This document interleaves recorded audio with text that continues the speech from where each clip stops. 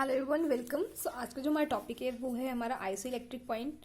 और ये टॉपिक बहुत इंपॉर्टेंट है हमारे कॉम्पिटिटिव एग्जाम के व्यू से, क्योंकि एग्जाम में इससे एक क्वेश्चन जरूर आता है। देखो, सबसे बड़ी प्रॉब्लम क्या होती है, हम टॉपिक को समझ लेते हैं, हमें सब कुछ समझ आता है, बट हम क्वेश्चन नहीं कर पाते। तो हमें इसी बात पर ध्यान देना है।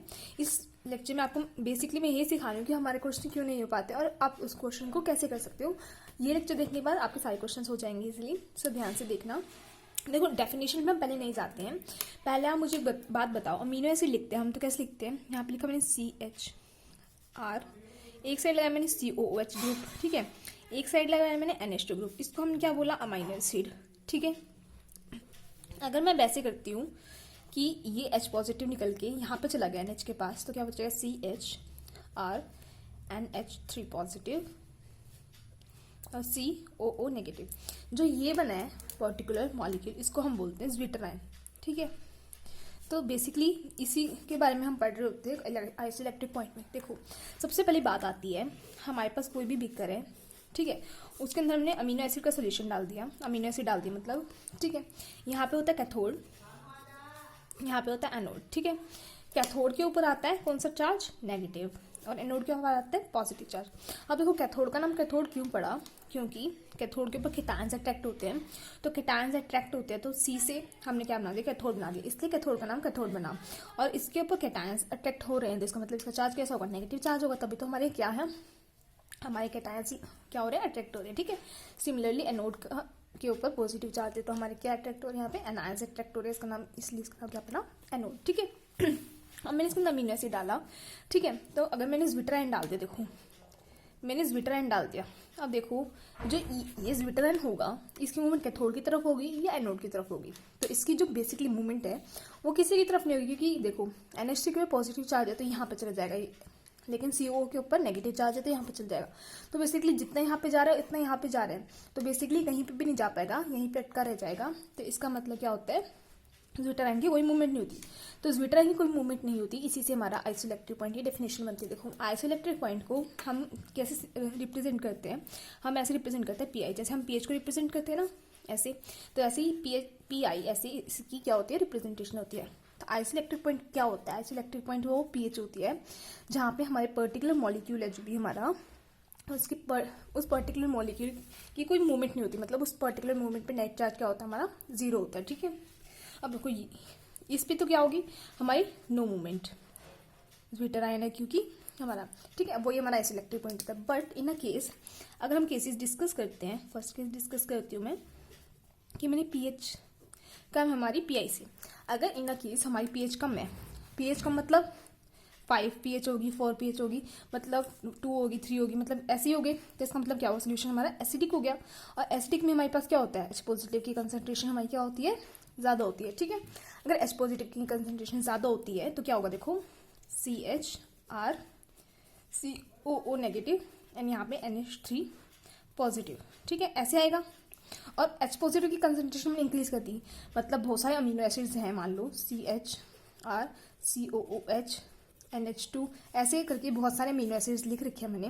ये R क्या है, हमारे R से हम कुछ भी रिप्लेस कर सकते हैं, जैसे H मैंने रिप्लेस कर दिया, CH कर दिया तो एक ग्लाइसिन बन जाएगा, एलेनिन बन जाएगा। दो सब नेमिंग्स मैंने आपको बताई हुई है, उसकी ट्रिक कैसे याद करनी है मैं डिस्क्रिप्शन बॉक्स में लिंक डाल दूंगी, आई बटन पर क्लिक करके देख लेना, आपको मिल जाएगी, ठीक है।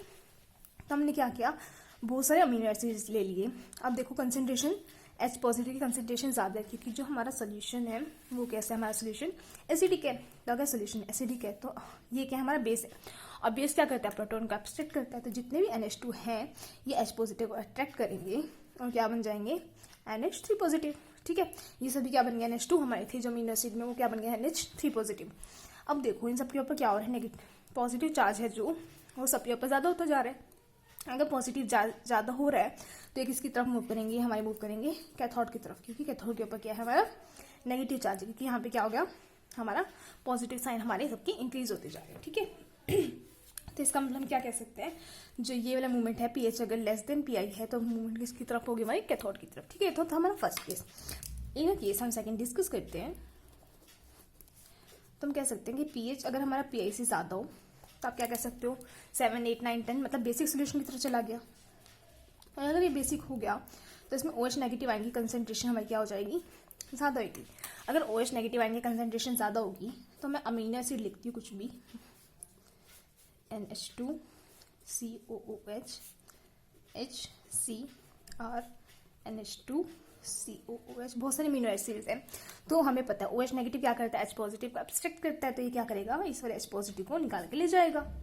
तो जो हमारे बचेंगे अमीनो एसिड्स वो क्या बचेंगे हमारे पास, NH2 HrCOO नेगेटिव, यहाँ पे भी HCr NH2 COO नेगेटिव, ये बच जाएंगे हमारे। मतलब क्या हो गया, हमारे पास नेगेटिव चार्ज बनते जा रहे हैं, और अगर नेगेटिव चार्ज बनते जाने तो वहाँ पे अट्रैक्ट होंगे पॉजिटिव की तरफ, और पॉजिटिव क्या है हमारा एनोड है, तो इसकी जो मूवमेंट होगी वो किसकी तरफ होगी, हमारी एनोड की तरफ। देखो मैंने एक मिस्टेक कर दी, ये H पॉजिटिव इसके एब्स्ट्रैक्ट नहीं कर रहे इस बार, COH यहाँ पे मैंने मिस्टेक किया। बेसिकली आगे तो ठीक है, क्योंकि जो H पॉजिटिव आया ये हमारा सोल्यूशन की वजह से है, क्योंकि H पॉजिटिव की कंसंट्रेशन इंक्रीज करती, तो इसका H नहीं ले रहा है NH2, जो सोल्यूशन में H पॉजिटिव की कंसंट्रेशन ज़्यादा हो रही है एसिडिक होने की वजह से, उसका H ले रहा है। ठीक है, तो एक बात को याद रखना, तो इसलिए हमारी पॉजिटिव की कंसंट्रेशन ज़्यादा होगी तो कैथोड की तरफ मूव करेंगे, और इसमें हमारी OH नेगेटिव की कंसंट्रेशन ज़्यादा हो गई तो H पॉजिटिव को क्या कर लेंगे, एब्स्ट्रैक्ट करके ले जाएंगे, और हमारे पास नेगेटिव आयन की कंसंट्रेशन ज़्यादा होगी, और नेगेटिव आयन की कंसंट्रेशन ज़्यादा हो गई तो किसी तरफ अट्रैक्ट होंगी, पॉजिटिव की तरफ, मतलब कि हमारे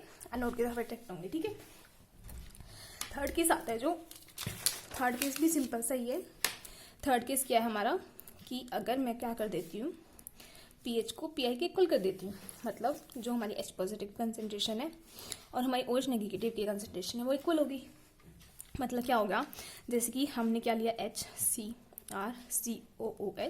यहाँ पे NH2, ठीक है। अब दोनों की कंसंट्रेशन इक्वल है, तो ये तो क्या करेगा, एक H पॉजिटिव एब्स्ट्रैक्ट कर लेगा, ठीक है, और ये क्या करेगा, OH नेगेटिव एक H पॉजिटिव को लेकर चला जाएगा, तो हमारे पास क्या बचेगा सोल्यूशन में, HCr NH3+ और COO नेगेटिव, मतलब पॉजिटिव की भी वैल्यू इंक्रीज कर रही है और नेगेटिव की वैल्यू इंक्रीज कर रही है। तो हमें पता है अगर पॉजिटिव और नेगेटिव दोनों की इंक्रीज कर रही है, और यहाँ पे कैथोड है हमारा और यहाँ पे हमारा एनोड है, जिसके ऊपर क्या है हमारा पॉजिटिव चार्ज है, और कैथोड के ऊपर हमारा नेगेटिव चार्ज है। तो देखो NH3 पॉजिटिव है, ये किसी तरफ जाएगा, कैथोड की तरफ, ठीक है, और CO नेगेटिव है, ये किसी तरफ जाएगा, एनोड की तरफ। दोनों आपस में, देखो आप सपोज करो यहाँ पे खड़े हो, आप यहाँ से आपका एक फ्रेंड खींच रहा है आपको, यहाँ से आपका दूसरा फ्रेंड खींच रहा है आपको, तो आप कहीं पे बन जाओगे, बेसिकली आप यहीं पे खड़े रह जाओगे ना। तो वही है कि आपका नेट जो चार्ज है, नेट मूवमेंट है, वो आपकी क्या रहेगी, यहीं पर रहेगी, मतलब कोई भी मूवमेंट नहीं होगी उसके अंदर। तो इस केस में आएगी हमारी नो मूवमेंट, जो कि मैंने आपको पहले डिस्कस कर भी दिया कि आइसोइलेक्ट्रिक पॉइंट क्या होता है। ठीक है, अब देखो सबसे जो इम्पोर्टेंट है जहाँ से हमारे क्वेश्चंस बनते हैं वो क्या है, हमारा कैलकुलेशन करनी है हमें किसकी, आइसोइलेक्ट्रिक पॉइंट्स की। तो वो कैलकुलेशन कैसे करेंगे, क्योंकि इससे क्वेश्चंस आते हैं और ये हमें होती नहीं है, या तो कोई सिखाता नहीं है और सिखाता है तो हमें समझ नहीं आता। तो देखते हैं कैसे करते हैं। देखो हम कोई भी लेते हैं, हमारा अमीनो एसिड, सपोज करो मैंने एलिनिन ले लिया, तो मैंने क्या किया,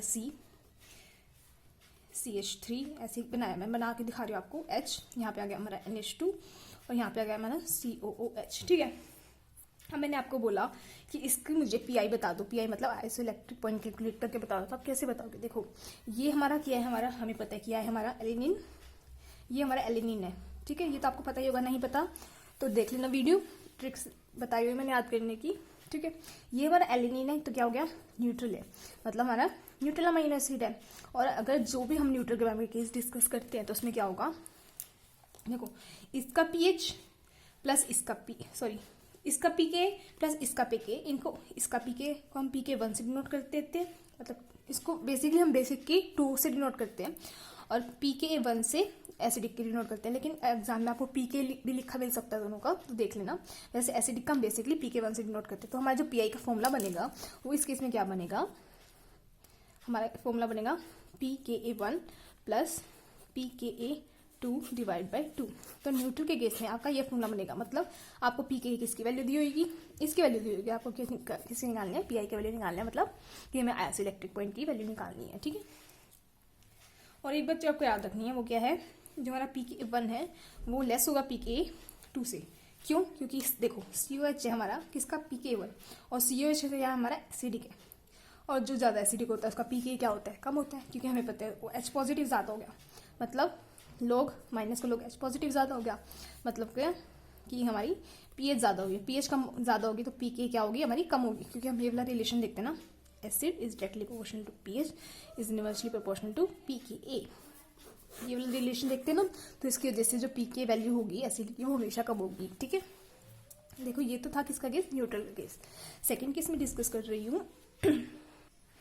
सेकेंड केस डिस्कस करते हैं। अगर हमारे पास क्या होगा, हमारे एसिडिक अमीनो एसिड होगा। Acidic amino acid for example मैं ले लेती हूँ यहाँ पर हमारा एस्पेटिक एसिड।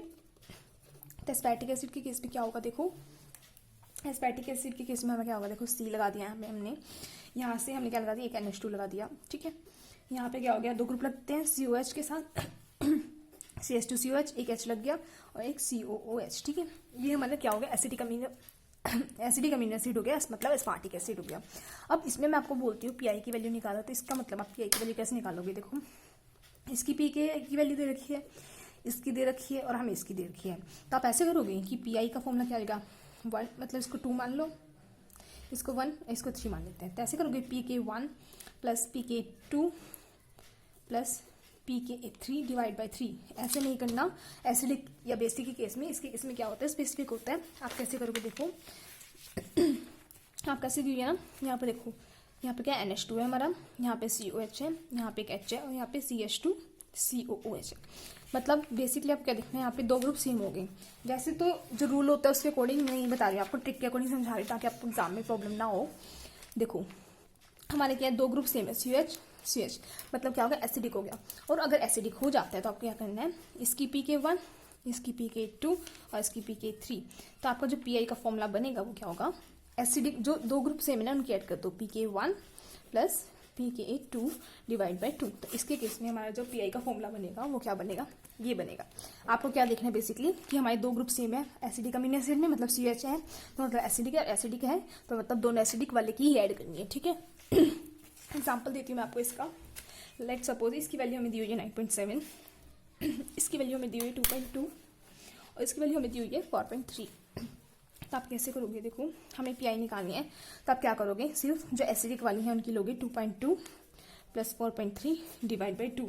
इसको सॉल्व कर लेना, जो भी आंसर आएगा आपका वो हमारी क्या आ जाएगी, पीआई आ जाएगी। कर देते हैं सॉल्व, 6.5 डिवाइड बाई 2 इनसे आएगा 3.25, मतलब आपकी वैल्यू कितनी आ गई, 3.25 आ गई। ठीक है, ये तो हमारा एसिडिक का केस। थर्ड केस हम डिस्कस करते हैं। अगर हमारी बेसिक अमीनो एसिड हो, फॉर एग्जाम्पल लाइसिन ले लेते हैं। ठीक है, लाइसिन लेते हैं तो हम क्या बनेगा, NH3 पॉजिटिव, यहाँ पे CH2 का होल 4 CH, NH3 का पॉजिटिव COOH। ठीक है, अब मैंने आपको बोला कि इसके केस में पीआई बताओ, तो आप कैसे बताओगे, देखो पहली बात तो ये क्या है, हमारा लाइसिन है, मतलब क्या है, हमारी बेसिक अमीनो एसिड है। तो मैंने आपको क्या बोला है, देखो पहले कौन से ग्रुप से में, देखो ये सी में NH3 तो मतलब बेसिक होगी। अब आपको जो PK लेनी है वो भी इन्हीं की लेनी है, सिर्फ इसकी नहीं लेनी है। आपको इसकी PK1 दे रखी है, इसकी PK2 दे रखी है और इसकी PK3 दे रखी है। तो जो हमारा पीआई का फॉर्मूला बनेगा वो क्या बनेगा, हमारा पीआई का formula PK3 plus PK2 divide by 2। ठीक है, ये फॉर्मूला बनेगा। अब देखो वैल्यूज के देखते हैं। इसलिए हमें 10.79, इसकी दी हुई है हमें, ये मैं बुक का डाटा बता रही हूँ, 8.95 और ये दी हुई है हमें 2.18। ठीक है, अब आपको इसकी पीआई की वैल्यू बताने का, पीआई की वैल्यू कैसे बताओगे, देखो हमें क्या ऐड करनी है, PK3 और PK2, मतलब बेसिक वाली ही ऐड करनी है, मतलब 10.79 प्लस 8.95 डिवाइड बाई 2। तो ये इसको सोल्व करेगा आपके पास आएगा 9.87। ठीक है, तो ये भी क्या होगी हमारी, पता चल रहा है आपको, इससे भी पता चल जाएगा आपको कि क्या आ रही है, बेसिक आ रही है। देखो एसिडिक में कितनी आई थी, कम आई थी ना, मतलब एसिडिक होगी। अगर आपको पीआई वैल्यू भी दे हम, देखो आपको एक क्वेश्चन ये तो था कि आपको पीआई वैल्यू निकालनी है। ठीक है, एक क्वेश्चन क्या बनता है कि आपको पीआई वैल्यू दी हुई है और आपको बताना है कि जो हमारा एसिड है, अमीनो एसिड है, वो एसिडिक है, बेसिक है या न्यूट्रल है। तो ये भी आप बता सकते हो कैसे, आप उनकी पीआई वैल्यूज को देख के। तो देखो बता देती हूँ कैसे बताओगे आप, जो आपको याद रखना है वो भी बहुत सिंपल सा। देखो अगर हमारे पास एसिडिक अमीनो एसिड है तो जो उसकी पीआई की वैल्यू होगी, यहाँ पे हम पीआई वैल्यू लिखते हैं, वो आएगी अप्रॉक्सीमेटली 3 के अराउंड। ठीक है, अगर हमारी न्यूट्रल अमीनो एसिड है तो वो आएगी अराउंड 5.5 के अराउंड आएगी, 6.3 तक आएगी। ठीक है, 5.5 से 6.3 के बीच में आएगी। और जो हमारी बेसिक अमीनो एसिड है वो आएगी हमारी 9 to अप्रॉक्सीमेट 9 to 10 के बीच में। अब देखो जस्टिफाई भी कर देती हूँ इसको, कैसे आएगी, देखो एसिडिक कितने के बीच में, 3 to 3 के बीच में। ठीक है, देखो एसिडिक निकाला कि हमने यहाँ पे, किसके बीच में आई पीआई वैल्यू 3.2 है, मतलब अराउंड अप्रॉक्सीमेट 3 के बीच में आई है। ठीक है, सेकेंड हमने क्या देखी है, न्यूट्रल 5.5 से 6.3। देखो ये वाला एग्जाम्पल था, ये वाला था ना, इसकी मैंने वैल्यूज नहीं लिखी, लेकिन ये अप्रोक्सीमेट इसकी इक्वल आएगी, अप्रोक्स 5.5 से 6.3 के बीच में आएगी। तो आपको चल जाएगी क्या है, हमारी न्यूट्रल अमीनो एसिड है। और देखो हमने क्या लिखी है, basic amino acid approximately 9 to 10 के बीच में आ रही है। देखो ये बेसिक का केस लिया था, इसमें जो पीआई की वैल्यू आई है अप्रोक्सीमेटली 9 से ऊपर आई है, मतलब क्या होगी, बेसिक होगी। तो आपको ये क्वेश्चन भी दिए जा सकते हैं कि आपको ये बताना है कि हमारी जो अमीनो एसिड है वो एसिडिक है या बेसिक है। देखो ये क्वेश्चन देते हैं, अब मुझे आप बताना इनकी पीआई वैल्यूज के अकॉर्डिंग अरेंज करना, ठीक है। मैं आपको एग्जाम्पल लिख के देती हूँ। देखो मैच ऑफ लाइन के NH2CH2COOH, सेकेंड लिख दिया मैंने COOH, CH2CH2CH, NH2 and then COOH। Third लिख दिया मैंने NH2CH2 का होल 4 CH, NH2COOH। और यहाँ पे मैं लिख रही हूँ पीआई की वैल्यूज आपको मैच करना है, 9.5, अप्रोक्सीमेटली 6 एंड ये 3। अब अरेंज करो, कैसे करोगे देखो पहले इसको देखते हैं, इसको देख के हमें कुछ समझ नहीं आ रहा, छोड़ो इसको। ये देखो ये दो ग्रुप क्या है, सेम है, COH है, मतलब क्या होगी, ये अमीनो एसिड हमारी एसिडिक होगी। और एसिडिक वाली कितनी आती है हमारी, अप्रोक्सीमेटली 3। तो इसको इससे ज्वाइन कर देंगे, ठीक है। उसके बाद देखो ये NH2 है, ये भी NH2 है, और कहीं तो कुछ नहीं है, मतलब ये हमारी सेम है। ये कौन सी होगी, हमारी बेसिक होगी। तो बेसिक कितनी आएगी, 9 to 10 के बीच में, तो इसकी वैल्यू कितनी होगी, 9.5। तो मतलब ये जो बची है, वैसे भी पता है हमें न्यूट्रल है, तो न्यूट्रल को किससे अटैच कर देंगे, 6 से। तो बस ऐसे क्वेश्चन आते हैं और कुछ भी नहीं आते, इसमें बहुत ही सिंपल से क्वेश्चन है। आई होप आपको अब तक एग्जाम में बहुत ईजीली कर लोगे आप। कुछ डाउट हो तो मुझसे कमेंट सेक्शन में पूछ सकते हो। And if you like the video please subscribe to my channel. Thank you so much for watching.